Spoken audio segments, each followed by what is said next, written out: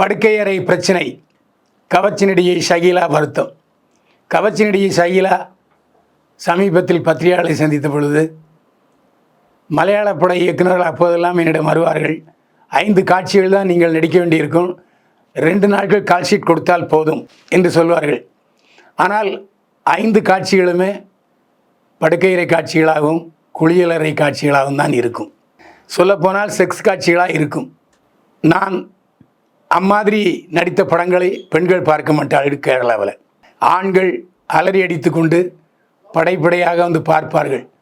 இதனால் மலையாளத்தில் என் மீது பலருக்கு பொறாமையாக இருந்தது.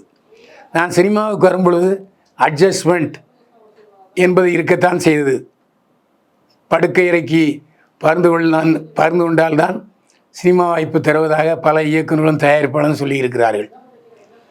அந்த சமயத்தில் இது பற்றி நான் வெளியே சொன்னால் சினிமாவுக்கு வர விருப்பப்படுகிற புதுமுக பெண்கள் வர தயங்குவார்கள், பெற்றோர்களும் தங்களுடைய பெண்களை சினிமாவில் நடிக்க அனுமதிக்க மாட்டார்கள் என்ற பயத்தினால் நான் அப்போது அதை எதையும் வெளியில் சொல்லவில்லை. பெண்கள் எந்த ஆடையை வேண்டுமானாலும் அவர்கள் விருப்பப்படி அணியலாம். ஆடை சுதந்திரம் கூட இல்லை என்றால் ஜனநாயக நாட்டில் எப்படி என்ற கேள்வி எழுப்பினார் ஷகீலா.